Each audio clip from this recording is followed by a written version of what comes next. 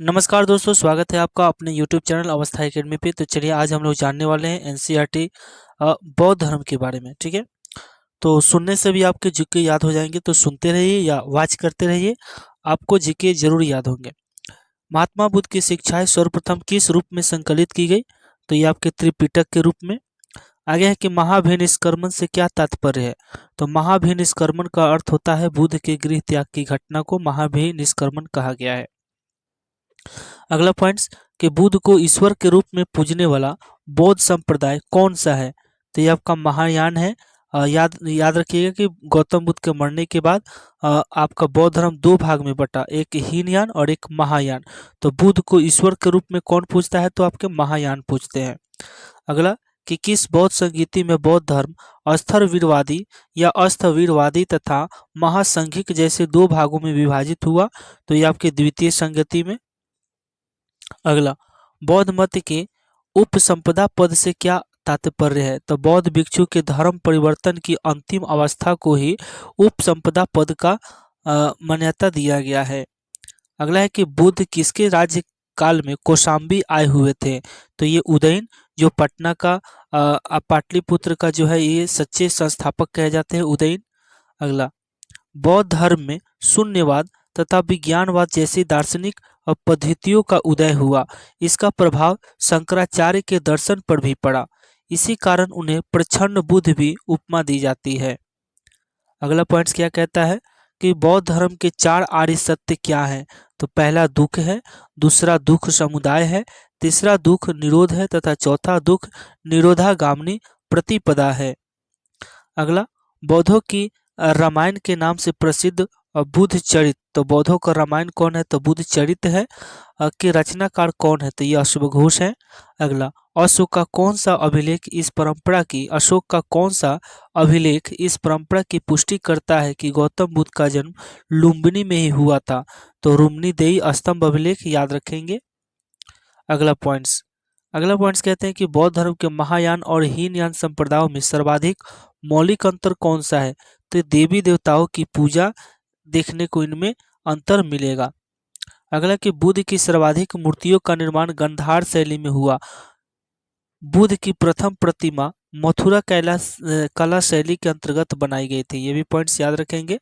अगला कि भारतीय कला में बुद्ध के जीवन की किस घटना का चित्रण मृग सहित चक्र दिखाया गया है? तो प्रथम उपदेश में। अगला देखेंगे कि बोध गया के महाबोधि मंदिर का स्तंभ गौतम बुद्ध के जीवन के किस महत्वपूर्ण घटना से है? तो गौतम बुद्ध को ज्ञान की प्राप्ति हुई थी। महाबोधि मंदिर जो गया में आपको पड़ता है, तो यहाँ पे महात्मा बुद्ध को ज्ञान की प्राप्ति हुई थी। बुद्ध के उपदेश किससे संबंधित है? तो आचरण की शुद्धता एवं पवित्रता से, याद रखेंगे। अगला, बुद्ध के जीवन काल में ही कौन संघ प्रमुख बनना चाहता था? तो वो देवदत्त था, याद रखेंगे। अगला पॉइंट्स देखेंगे, बौद्ध धर्म के वास्तविक संस्थापक किसे माना जाता है? तो ये महात्मा बुद्ध को माना जाता है। ठीक है, इस पॉइंट्स को देखेंगे। महात्मा बुद्ध का जन्म कब हुआ था? तो ये 563 ईसा पूर्व में हुआ था। जन्म स्थल कहाँ हुआ था महात्मा बुद्ध का? तो लुम्बिनी वन, जो कपिलवस्तु में है। वर्तमान में ये नेपाल में पड़ता है, रुम्नीदेई में। अगला, गौतम बुद्ध के पिता कौन थे? तो शुद्धोधन थे, जो शाक्यगण कपिलवस्तु के मुखिया थे, शासक थे। अगला पॉइंट्स, गौतम बुद्ध के माता का क्या नाम था? तो महामाया देवी था। कौटिल्य गणराज की ये रानी थी। बचपन का नाम क्या था गौतम बुद्ध का? सिद्धार्थ था और गोत्र गौतम था। अब पालन पोषण गौतम बुद्ध का किसने किया था? तो ये भी माता थी, जो उनकी दाई थी प्रजापति गौतमी। माता के मरने के बाद इन्हीं ने पालन पोषण गौतम बुद्ध का किया। पत्नी कौन बनी थी? तो यशोधरा कौटिल्य गणराज की राजकुमारी कही जाती है। यहाँ कौटिल्य महामाया जो देवी थी वो कौटिल्य गणराज की रानी थी, और इन्हीं के क्षेत्र से है ना कौटिल्य गणराज की राजकुमारी जो यशोधरा थी वो गौतम बुद्ध की पत्नी बनी।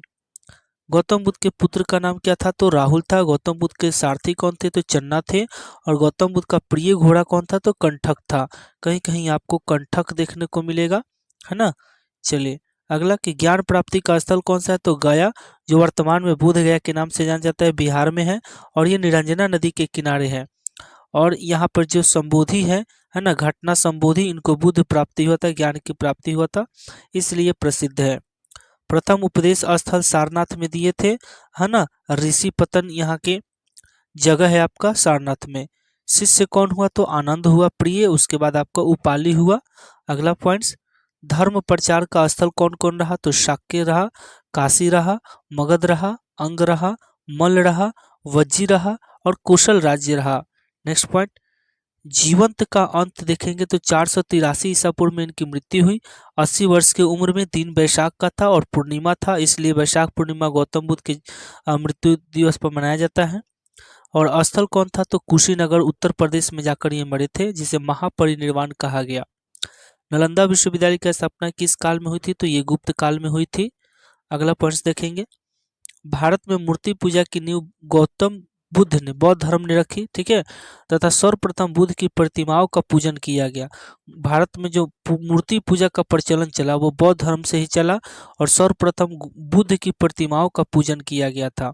नेक्स्ट, अष्टांगिक मार्ग की संकल्पना किससे संबंधित है? तो वो धर्मचक्र प्रवर्तन से है।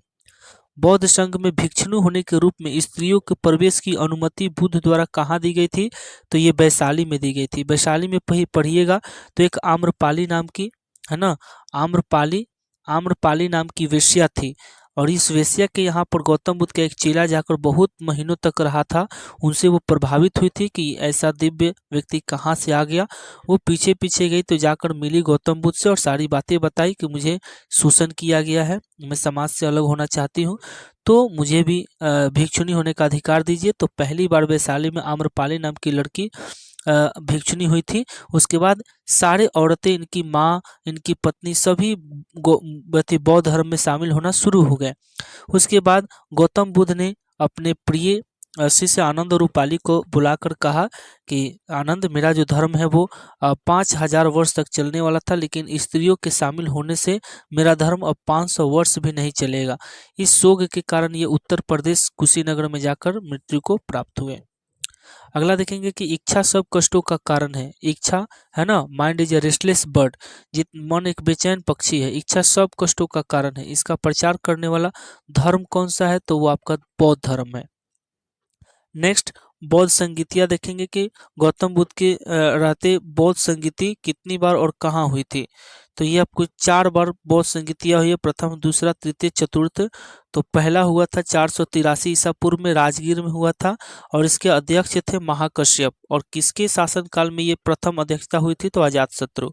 पहला राजगीर में हुआ, दूसरा 383 ईसा पूर्व में वैशाली में हुआ और अध्यक्ष थे शावक मीर, और किसके शासक काल में? तो कालाशोक के शासन काल में। उसके बाद राजगीर से होते वैशाली आइए, वैशाली से होते पटना आइए। तीसरा बौद्ध संगीति हुआ था 250 ईसा पूर्व में पाटलिपुत्र में और उसके अध्यक्ष बने थे मोगली पुत्र तिस्य और उस समय राजा कौन था? तो अशोक था। चतुर्थ बौद्ध संगीति हुई थी 98 ईस्वी में, जो कुंडलवन में हुआ था और ये कुंडलवन जो है आपके जगह है और उसके अध्यक्ष वसुमित्र थे और राजा जो थे उस समय के कनिष्क थे। अगला पॉइंट के, नागार्जुन किस बौद्ध संप्रदाय के थे? तो माध्यमिक संप्रदाय के थे। अगला पॉइंट, विश्व का ऊंचा विश्व शांति स्तूप, विश्व का सबसे ऊंचा शांति स्तूप बिहार में कहाँ है? तो ये आपके राजगीर में है।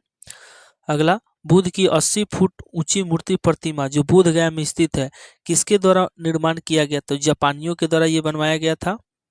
अगला, एशिया के ज्योतिपुंज, लाइट ऑफ एशिया के नाम से किसे जाना जाता है? तो ये आपको गौतम बुद्ध को जाना जाता है। अगला पॉइंट है कि शून्यता के सिद्धांत का सर्वप्रथम प्रतिपादन करने वाला बौद्ध दार्शनिक कौन था? तो ये आपके हो जाएंगे आपके नागार्जुन, याद रखेंगे। अगला, नौ नालंदा महाविहार किसके लिए विश्वविख्यात है? तो ये आपके, है ना, पाली अनुसंधान संस्थान के लिए विख्यात है। नेक्स्ट, अगला पॉइंट है कि बौद्ध तथा जैन दोनों ही धर्म किस मत में विश्वास रखते थे? तो ये आपके, है ना, कर्म तथा पुनर्जन्म में विश्वास करते थे कि कर्म तथा पुनर्जन्म को ये लोग एक साथ मान्यता देते थे। अगला पॉइंट कि गौतम बुद्ध को एक देवता का स्थान किस राजा के शासनकाल में प्राप्त हुआ? तो ये प्राप्त हुआ था आपके कनिष्क के शासनकाल में। अगले पॉइंट है कि बुद्ध की खड़ी प्रतिमा किस काल में बनाई गई थी? तो ये आपके कुषाण काल में बनाई गई थी। अगला पॉइंट्स, प्रथम शताब्दी ईस्वी में किस भारतीय बौद्ध भिक्षु को चीन भेजा गया था? तो वसुमित्र को भेजा गया था। अगला पॉइंट आपके क्या है कि त्रिपिटक यानी सूत पिटक, विनय पिटक, अभिधम पिटक को ही त्रिपिटक के नाम से जाना जाता है। तो स्वरूप क्या है? तो पिटकों में बृहत्तम सबसे बड़ा पिटक कौन है? तो सूत पिटक। और लघुत्तम सबसे छोटा कौन है? तो विनय पिटक। और मध्यम कौन सा है? तो अभिधम पिटक। सूत पिटक में बुद्ध के उपदेशों व संपादों का संकलन है। विनय पिटक बौद्ध धर्म के आचार प्रचार व नियम निषेध का संकलन है। और आपके लास्ट है अभिधम पिटक, जो पिटकों में बीच में आता है। अभिधम बुद्ध के आध्यात्मिक व दार्शनिक विचारों का संकलन है। तो इसे त्रिपिटक कहा गया। त्रिपिटक किस धर्म से संकलित है? तो बौद्ध धर्म से। अगला है कि बुद्ध के जीवन पर किन 4 दृश्यों का सबसे बड़ा प्रभाव पड़ा था? तो वो हो जाएंगे आपके, पहला वृद्ध व्यक्ति, दूसरा बीमार व्यक्ति, और तीसरा आपके मृतक, और चौथा प्रसन्नचित सन्यासी। बुद्ध ने 4 चीजों को देखा और 4 चीजों को देखकर इनको सबसे ज्यादा अच्छा सन्यासी लगा। पहला बूढ़ा व्यक्ति, दूसरा बीमार व्यक्ति, तीसरा मरा हुआ व्यक्ति लाश, और चौथा एक सन्यासी। मगध के किस राजा ने बुद्ध के निवास के लिए वेनुवन नामक महाविहार बनवाया था? तो ये बिंबिसार ने। चलिए अगला, संघ में प्रवेश करने वाली प्रथम महिला कौन थी? तो प्रजापति गौतमी थी, आगे जो उनकी माँ कही जाती है। अगला कि बुद्ध ने अपने जीवन की अंतिम वर्षा ऋतु कहाँ बिताई थी? तो वैशाली में बिताई थी, उसके बाद कुशीनगर चले गए थे। संसार अस्थिर और क्षणिक है, यह मान्यता बौद्ध धर्म से संबंधित है। इस पॉइंट्स को याद रखेंगे। चलिए यहाँ पर बुद्ध जीवन की घटनाएं और उनके कुछ प्रतीक दिए गए, आइए उसको देखते हैं। तो घटना है गर्भ का, तो इनका प्रतीक हाथी है। जन्म का कमल है। निर्वाण का पद चिन्ह है। प्रथम प्रवचन का चक्र है। ज्ञान प्राप्ति का बोधि वृक्ष है। यौवन का साढ़ है। समृद्धि का शेर है। मृत्यु घटना का स्तूप है। और गृह त्याग का घोड़ा है। ठीक है। चलिए, गंधार कला में बुद्ध को प्रतिबंधित किया गया। गंधार कला में बुद्ध को प्रतिबंधित किया गया किस शैली में? तो ग्रीक रोमन शैली में। आगे, उपोष्ट का आचरण कौन करते हैं? तो बौद्ध भिक्षु करते हैं।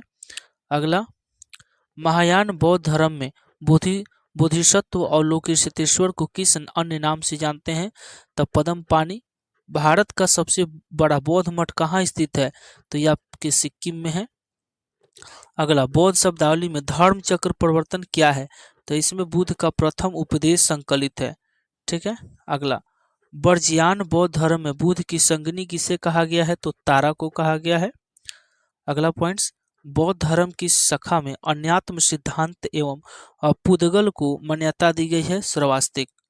महासांघिकों के अनुसार जीव किससे निर्मित है? तो 9 धर्म। बौद्ध धर्म के त्रिरत्नों में क्या शामिल है? तो बुद्ध, धम्म और संघ, ये बौद्ध धर्म के त्रिरत्न है। अगला पॉइंट्स, बौद्ध धर्म के अनुसार कारण एवं कार्य के सिद्धांत को किस प्रकार जाना जाता है? तो प्रतीत्य समुत्त्यपाद के रूप में।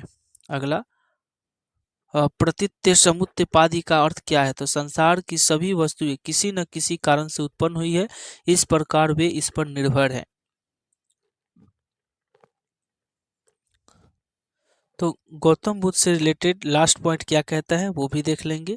लास्ट पॉइंट कहता है कि बौद्ध धर्म की महायान शाखा अनौपचारिक रूप से कनिष्क के शासनकाल में प्रारंभ हुई थी। ठीक है। फिर लास्ट पॉइंट एक और है कि सम्राट अशोक ने अपने पुत्र महेंद्र और पुत्र संघमित्रा को बौद्ध धर्म के प्रचार के लिए कहाँ भेजा था? तो श्रीलंका भेजा था। ठीक है। आई होप वीडियो पसंद आई होगी। जाते जाते लाइक सब्सक्राइब जरूर कर दीजिएगा। मिलते हैं नेक्स्ट वीडियो में, तब तक के लिए शुक्रिया।